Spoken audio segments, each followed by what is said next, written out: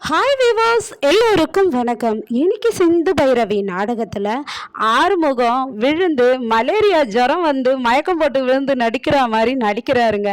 அதுக்கு பைரவியா ஆம்புலன்ஸ் கூப்பிட்றேன்னு சொல்கிறாங்க. பைரவி, ஆம்புலன்ஸ்லாம் வேண்டாம் பைரவி, எனக்கு ரொம்ப டயர்டாக இருக்குது, எனக்கு ஒரு கையை பிடிச்சி தூக்கி ஒரு டம்ளர் தண்ணி கூட போதும்ன்றாருங்க.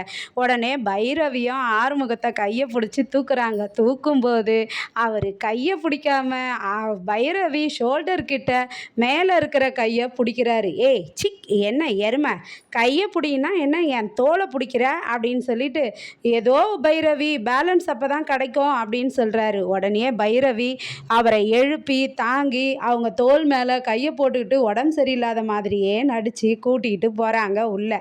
அதுக்கப்புறமா இந்த சிந்துக்கு என்ன பண்ணுறாங்கன்னா, ஹாஸ்பிட்டலுக்கு சிவா கூட இந்த சுவாதி வராங்க. சுவாதி வந்ததும் அப்புறம் கேன்டீனுக்கு 2 பேரும் போகிறாங்க சாப்பிடலான்னு சொல்லிட்டு. சாப்பிட்லான்னு போகும்போது சிந்து கேன்டீனில், இரு டாக்டரே உனக்கு சூப்பராக நான் சமைச்சு கொண்டு வரேன் அப்படின்னு சொல்லிட்டு சிந்து போய் அவருக்காக மெனு ரெசிபி ஸ்பெஷலாக ஏற்பாடு பண்ணி கொண்டு வரலான்னு போகிறாங்க. ஆனால் இந்த சுவாதி என்ன பண்ணுறாங்கன்னா, சிவா நமக்கு வீட்டில் இருந்து அன்னபூர்ணி அத்தை சாப்பாடு கொடுத்து விட்டாங்க அப்படின்னு சொல்கிறாங்க. உடனே என்னது, பெரியம்மா சாப்பாடு கொடுத்துட்டாங்களா எனக்கு வீட்டில் இருந்து அப்படின்னு சொல்லிட்டு அப்புறம் அந்த சாப்பாடை எடுத்துகிட்டு வர சொல்லி சாப்பிட்றாரு. சாப்பிட்டதும் அவரால் பெரியம்மா கொடுத்து அனுப்பிச்ச சாப்பாடுன்றதுனால அவரால் தட்ட முடியாமல் சாப்பிட்றாரு. சாப்பாடு சூப்பராக இருக்குது சிவா அப்படின்னு சொல்கிறாங்க.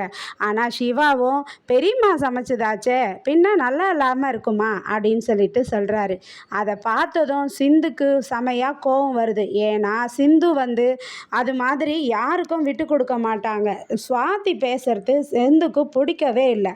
அதுக்கப்புறமா அன்னபூர்ணி வந்து பைரவி கிட்ட என்ன சொல்கிறாங்கன்னா, பைரவி நீ வந்து ஆறுமுகத்துக்கு ரொம்ப உடம்பு சரியில்லைம்மா, மலேரியா ஃபீவராக இருக்குது, டயர்டாக இருக்கான், அதனால் நீ கழனி காட்டுக்கு போயிட்டு அந்த வேலையெல்லாம் கொஞ்சம் பார்த்துக்கிறியாமான்னு கேட்குறாங்க. கண்டிப்பாக அத்தை நான் பார்த்துக்கிறேன் அத்தை. இல்லை எதனா ஒரு ஆள் வைக்கட்டுமான்னு கேட்குறாங்க. ஆளெல்லாம் வைக்க வேண்டாம் அத்தை, நானே பார்த்துக்கிறேன் அப்படின்னு சொல்லிட்டு பைரவி சொல்கிறாங்க.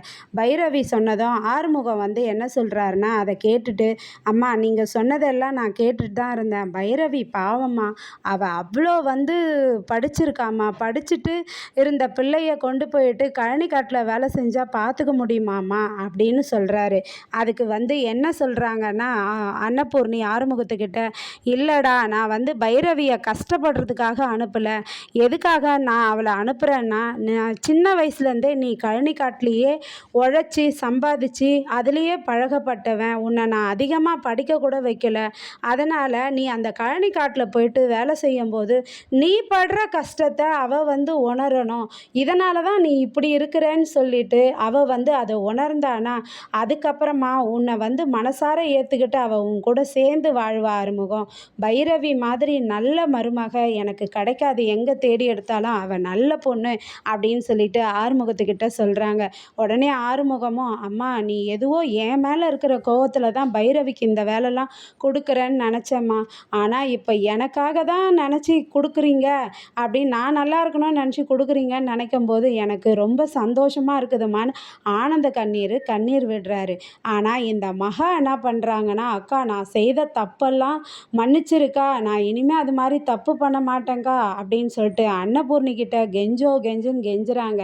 ஆனால் அன்னபூர்ணியும் நீ செய்த தப்பை ஒரு காலமும் நான் மன்னிக்க மாட்டேன் அப்படின்னு சொல்லிட்டு கூப்பிட வராங்க. ஆனால் சிந்து வந்து இந்த சுவாதி சிவா கிட்ட பழகிறத பிடிக்கவே இல்லை. அந்த சிந்து கூட ஒரு கேன்டீனில் வேலை செய்கிற பொண்ணு வந்து, சிந்து இவளை இப்படியே விட்டுறக்கூடாது, எப்படியாச்சும் சிவா டாக்டர்கிட்ட இருந்து கட் பண்ணணும், இப்படியே இருந்ததுன்னா உனக்கு தான் வாழ்க்கைக்கு ஆபத்துன்னு நாளைக்கு ஒரு பிளான் பண்ணுறாங்க கேன்டீனில். சுவாதிக்கு என்ன கேன்டீனில் சமைச்சு கொடுத்து வயிற்ற கலக்கிற மாதிரி செய்ய போகிறாங்கன்னு நாளைக்கு பார்ப்போமா. நன்றி, மீண்டும் தொடர்க, பாய்.